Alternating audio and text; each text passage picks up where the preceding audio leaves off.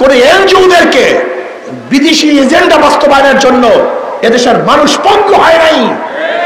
কোন বিদেশি এজেন্ডাকে রক্ষা করার জন্য, বাস্তবায়নের জন্য ইসলামী আন্দোলন বাংলাদেশের নেতা কর্মীরা শহীদ হন নাই, রাস্তায় নামেন নাই। অথচ কি দেখেছি, আজকে যাদেরকে উপদেষ্টা নেওয়া হচ্ছে এরা কারা, এদের পরিচিতি কি, এদের চরিত্র কি, এদের যোগ্যতা কি, আমরা দেশের মানুষ জানি। কি ভেবেছেন যা ইচ্ছা তাই করবেন? যে দেশের মানুষ ব্রিটিশদের বিরুদ্ধে লড়তে পারে, যে দেশের মানুষ পশ্চিম পাকিস্তানের বিরুদ্ধে লড়তে পারে, যে দেশের মানুষ ফ্যাসিস্টের বিরুদ্ধে লড়তে পারে, রক্ত দিতে পারে, জীবন দিতে পারে, মনে রাখবেন যতদিন পর্যন্ত বাংলাদেশের থানা শাখা কর্তৃক আয়োজিত আজকে গণসমাবেশের সম্মানিত সভাপতি শ্রদ্ধা ভাজন সেরেতাজ ওলামায়ে কেরাম, সর্বস্তরের ইসলাম প্রিয় দেশপ্রেমিক ভাইয়েরা আমার, ইসলামী আন্দোলন বাংলাদেশ কি চায়, তাদের দাবি কি, তারা কি নিয়ে মাঠে নামছে, কি বলতে চায়, তাদের উদ্দেশ্য কি, আদর্শ কি, এ ব্যাপারে আমরা অনেকেই জানি না। যারা জানি না তাদের উচিত জানা, আর যারা জানি তাদের উচিত জানানো।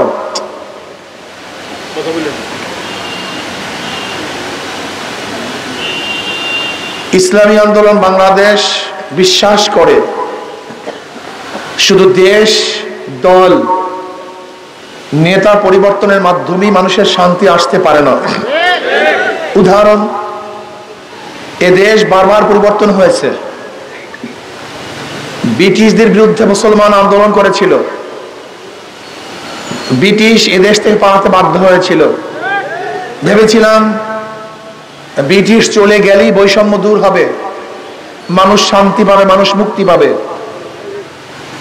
কিন্তু না,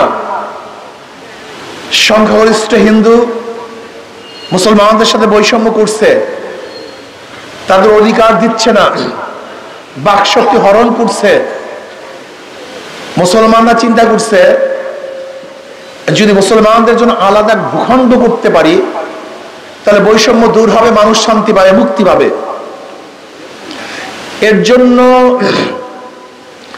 1947 সনে ভারত থেকে পাকিস্তান নামে একটা দেশ যে আলাদা হয়েছিল, এর পিছনে অন্য কোনো কারণ ছিল না, শুধু ধর্মীয় কারণ। সেই ধর্মীয় কারণটা কি?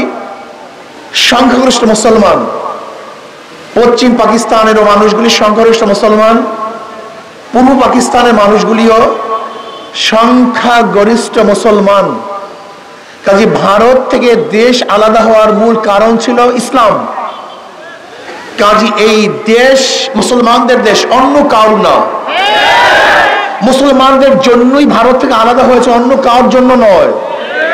কাজে মনে রাখতে হবে দেশ মুসলমানদের, অধিকার সবার।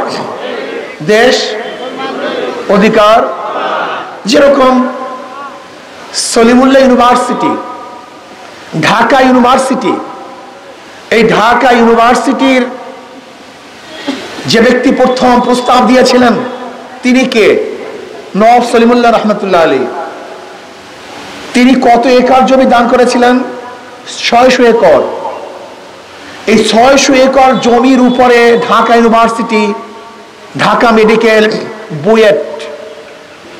আপনারা জানেন তৎকালীন সময় ভারতের হিন্দুরা 41 বার মিটিং করেছিল। ব্রিটিশ সরকার একটা প্রস্তাব দিয়েছিল যেন ঢাকা ইউনিভার্সিটি না হয়। গড়াইল মাঠে রবি ঠাকুরের সভাপতিত্বে ঢাকা ইউনিভার্সিটির বিরুদ্ধে আন্দোলন হয়েছিল। এর জন্য 1911 সনে ইউনিভার্সিটি হয় নাই, তাদের বাধার কারণে সেই ঢাকা ইউনিভার্সিটি হয়েছিল 1921 সনে। কাদের প্রস্তাবের ভিত্তিতে? মুসলমানদের। জমিদাতাকে মুসলমান, পড়ার অধিকার সবার। কথাটা বোঝাতে পারি না? ইউনিভার্সিটি কাদের? পড়ার অধিকার দেশ কাদের? থাকার অধিকার সবার। মনে রাখতে হবে মাথার মধ্যে। ভেবেছিলাম পাকিস্তান নামে একটা দেশ করলেই মানুষ মুক্তি পাবে, শান্তি পাবে, কিন্তু কি দেখলাম?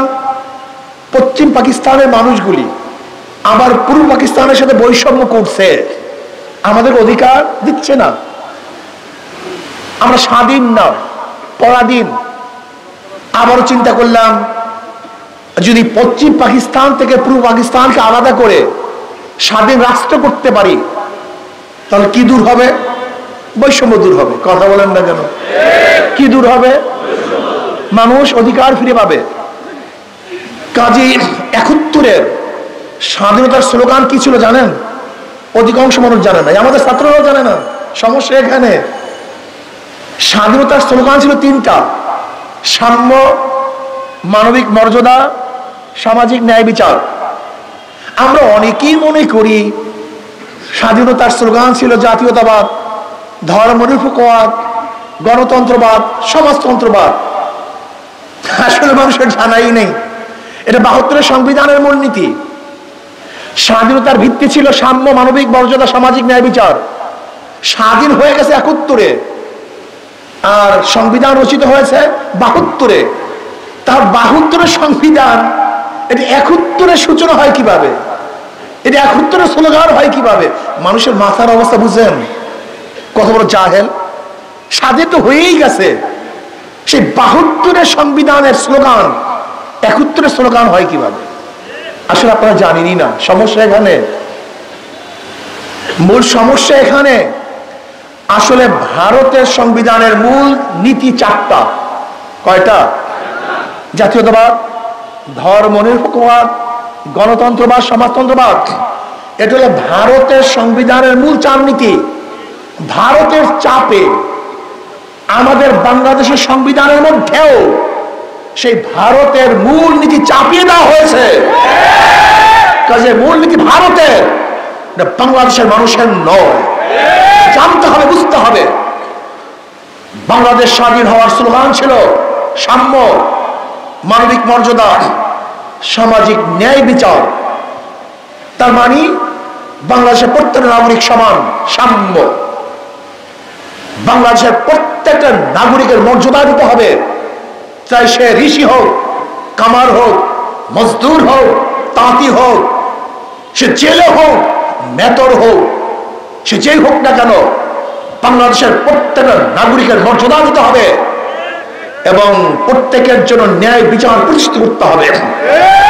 কে দল করুক অথবা নাই করুক, ন্যায্য বিচার পাবে। এই স্লোগানের ভিত্তিতে দেশ স্বাধীন করলাম। মানুষ রক্ত দিয়েছে, জীবন দিয়েছে। আপনাদের এলাকার লিডার সেই ভাসানী সাহেব, যিনি স্বাধীনতার আসলে রূপকার ছিলেন, আন্দোলনের রূপকার ছিলেন, যিনি আওয়ামী লীগের প্রতিষ্ঠিত সভাপতি ছিলেন, সেই ভাসানী সাহেব ত্যাগ করেছেন, আপোষ করেন নাই। পাকিস্তানের সাথে আপোষ করেন নাই। আপোষী লিডার ছিলেন, জনদরদি লিডার ছিলেন, মাজলুম মানুষের লিডার ছিলেন ভাসানী সাহেব। ভেবেছিলাম সাম্য, মানবিক মর্যাদা, সামাজিক ন্যায় বিচার প্রতিষ্ঠিত হবে। কিন্তু আমি প্রশ্ন করতে চাই, ৭১ থেকে ২০২৪ পর্যন্ত যারা এই ক্ষমতায় ছিল, তারা কি সাম্যতা রক্ষা করতে পারছে? মানবিক মর্যাদা প্রতিষ্ঠিত করতে পারছে? সামাজিক ন্যায় বিচার প্রতিষ্ঠিত করতে পারছে?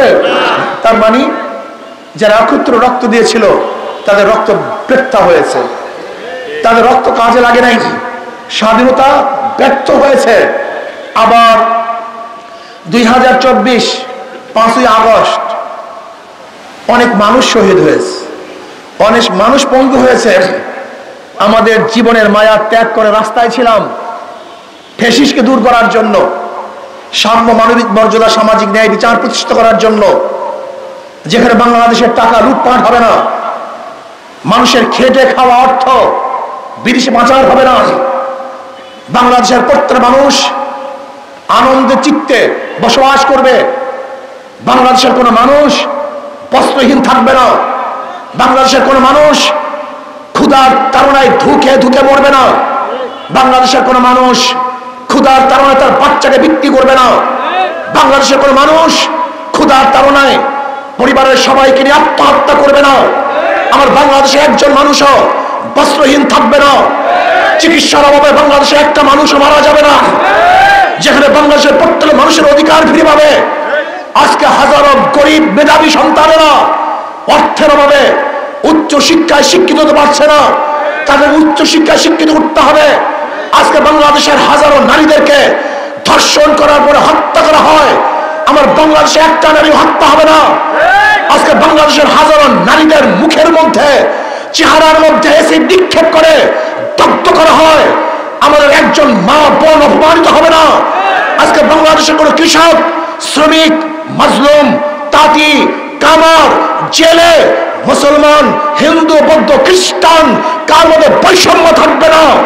বাংলাদেশের প্রত্যেক মানুষের অধিকার ফিরিয়ে দেব।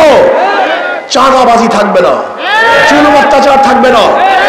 এর জন্য রক্ত দিয়েছিলাম, আন্দোলন করেছিলাম, কিন্তু আমরা কি দেখেছি?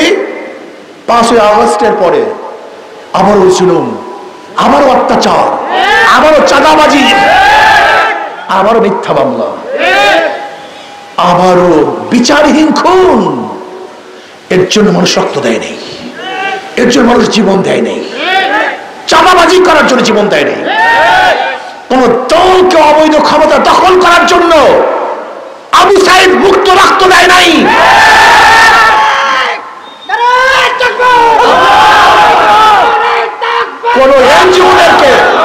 কোন এনজিওদেরকে বিদেশি এজেন্ডা বাস্তবায়নের জন্য এদেশের মানুষ পঙ্গু হয় নাই। কোন বিদেশি এজেন্ডাকে রক্ষা করার জন্য, বাস্তবায়নের জন্য ইসলামী আন্দোলন বাংলাদেশের নেতা কর্মীরা শহীদ হন নাই, রাস্তায় নামেন নাই। অথচ কি দেখেছি? আজকে যাদেরকে উপদেষ্টা নেওয়া হচ্ছে এরা কারা? এদের পরিচিতি কি? এদের চরিত্র কি? এদের যোগ্যতা কি? আমরা দেশের মানুষ জানি। কি ভেবেছেন যা ইচ্ছা তাই করবেন? যে দেশের মানুষ ব্রিটিশদের বিরুদ্ধে লড়তে পারে, যে দেশের মানুষ পশ্চিম পাকিস্তানের বিরুদ্ধে লড়তে পারে, যে দেশের মানুষ ফ্যাসিস্টের বিরুদ্ধে লড়তে পারে, রক্ত দিতে পারে, জীবন দিতে পারে, মনে রাখবেন যতদিন পর্যন্ত বাংলাদেশের মানুষের অধিকার আদায় না হবে ততদিন পর্যন্ত লড়াই চলবে, চলতে থাকবে ইনশাআল্লাহ।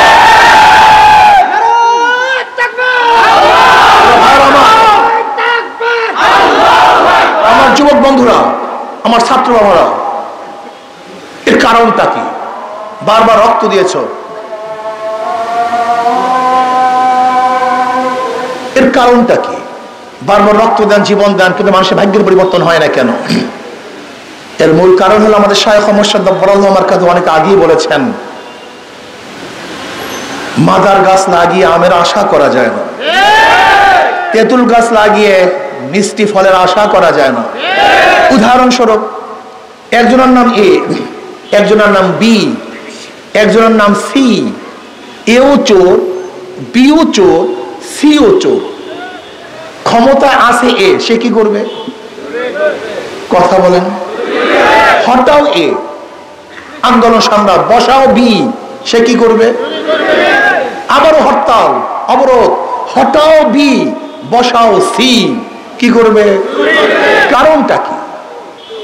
নেতার পরিবর্তন হয়েছে, দলের পরিবর্তন হয়েছে, নীতি আদর্শ পরিবর্তন হয়নি। ওসি সাহেব ট্রান্সফার হয়, কিন্তু ঘুষ সাহেব ট্রান্সফার হয় না। ডিসি পরিবর্তন হয়, কিন্তু ঘুষ বাবা পরিবর্তন হয় না। এসপি ট্রান্সফার হয়, কিন্তু দুর্নীতি সাহেব তার চেয়ারেই থাকে। কারণটা কি? এসপি পরিবর্তন হলে দুর্নীতি পরিবর্তন হয় না, ডিসি ট্রান্সফার হইলেই ঘুষ যায় না, ওসি গেলেই ঘুষ দূর হয় না। এর কারণটা কি? ব্যক্তির পরিবর্তন হয়েছে, নীতি আদর্শে পরিবর্তন হয়নি।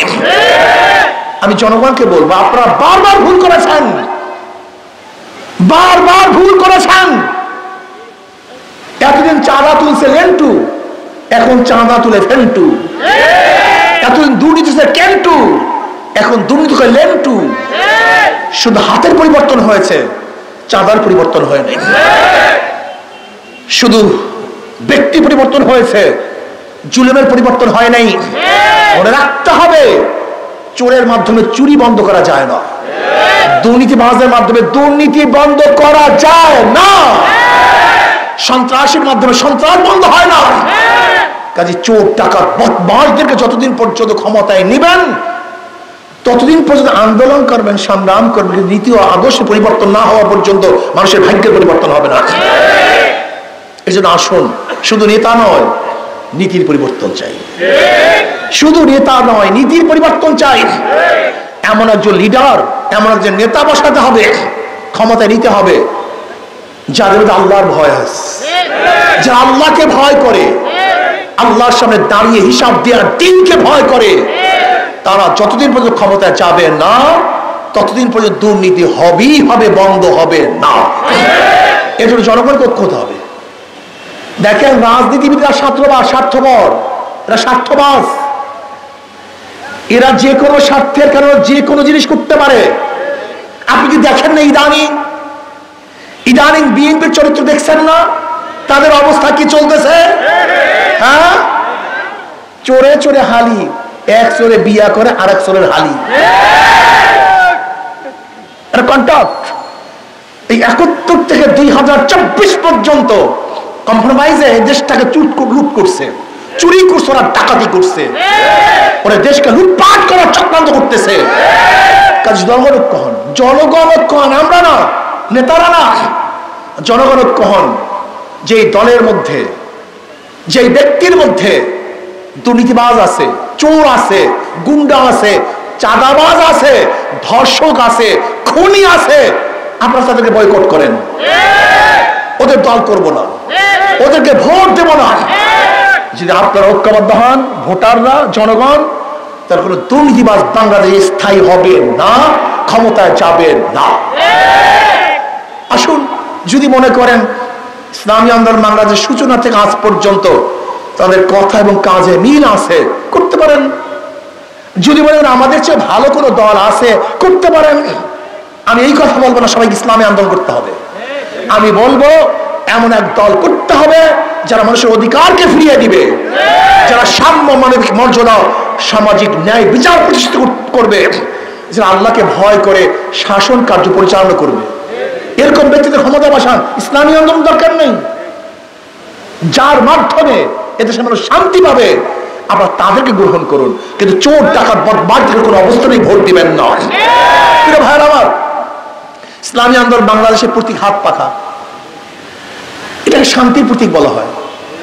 হিন্দুরা ব্যবহার করে, খ্রিস্টানরা হাত পাখা, ইহুদিরা, মুসলমানরা, পুরুষরা ব্যবহার করে কি করে না, মহিলারা, ধনী গরিব, শিক্ষিত মূর্খ, যত শ্রেণী বিশাল মানুষ আছে সবাই হাত পাখা ব্যবহার করে, শান্তির প্রতীক। আমি বিশ্বাস করি যদি হাত পাখা বিজয় হয় এ দেশ বিজয় হবে, হাত পাখা বিজয় হয় এই জনগণ বিজয় হবে, হাত পাখা বিজয় হয় মাজলুমরা বিজয় হবে, হাত পাখা বিজয় হয় গরিবরা বিজয় হবে, হাত পাখা বিজয় হয় ধনীরা বিজয় হবে, হাত পাখা বিজয় হয় পুরুষরা বিজয় হবে, হাত পাখা বিজয় হয় মহিলারা বিজয় হবে। আসুন, আগামী নির্বাচনে দুর্নীতিবাদকে প্রত্যাখ্যান করি, আল্লাহর লোকদেরকে ক্ষমতায় বসাবার চেষ্টা করি, হাত পাকে প্রতিষ্ঠা করি, আর পিআর সিস্টেমে নির্বাচন দাবি করি। সংখ্যানুপাতিকহারে নির্বাচন হবে, যে যত পার্সেন্টের ভোট পাবে সে তত প্রার্থী সংসদে